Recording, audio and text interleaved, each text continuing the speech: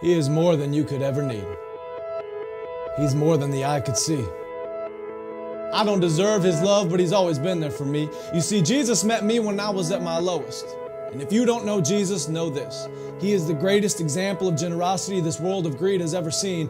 And when Jesus hit the scene, He changed the scenery and met diversity with serenity. If you're looking for peace, He offers plenty. Jesus was and Jesus will forever be King. And when the angels sing, they sing of the grace that was displayed for sinners like me. I can't explain Him and I can't describe Him. And if I could, He wouldn't be Jesus, because you can't explain eternity and you can't comprehend the galaxies. But it was the loving hands of Jesus who spun them into existence and created man, knowing He would go to the cross to pay our sentence.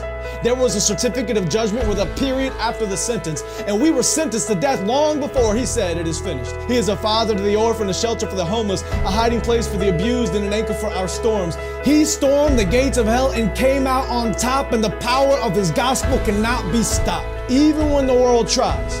And they try a lot. He traded places with Barabbas and became the catalyst of missions across the world, covering every portion of the atlas. If you're in need of rest, I know of a mattress. If you don't know Jesus, your future is tragic, but He gladly embraced tragedy so we could live in His presence of majesty. His presence is presence, and it's His presence that presents preciousness to a world of peasants. He is far from pretentious, but still loves those who are. He is the light of the world and hung the stars. He brings the dead to life and delivers life to the dead. He took a crown of thorns on His head so we could put crowns at His feet, and I can't wait until I get to kiss His feet that were nailed to a cross for me and for you and for every person around the world. He loves the world, and I love His Word, because the Word became flesh, and in His flesh He demonstrated the Word to the world. He is an example to every boy and every girl. He is a lover of black people. He is a lover of white people. He is a lover of the unchurched and the assembly under the steeple. He doesn't see the believers' failures, but still takes time to celebrate their faithfulness. It's the power of the Spirit that enables us and gives us boldness when the world labels us.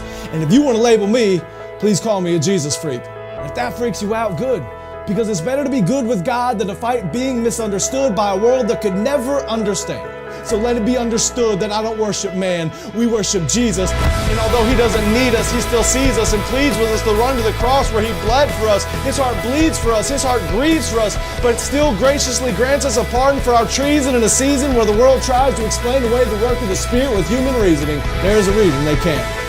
Because the Spirit is like the wind, and the wind cannot be seen.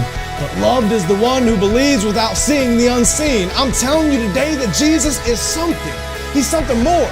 He's something great. And if you want to know Him, you don't have to wait. He stands at the narrow path with a key to the gate, and you only have to reach out and embrace His grace. I don't care who's president. I have a King who is always present. I don't care who holds musical celebrity. The voice of the Lord will always be the sweetest melody. I don't care who owns the riches of the globe. My Jesus holds more wealth than one ruby on His robe. I don't care who is the strongest or the fastest. Nothing matches the Creator of the universe and His immortal, infinite status.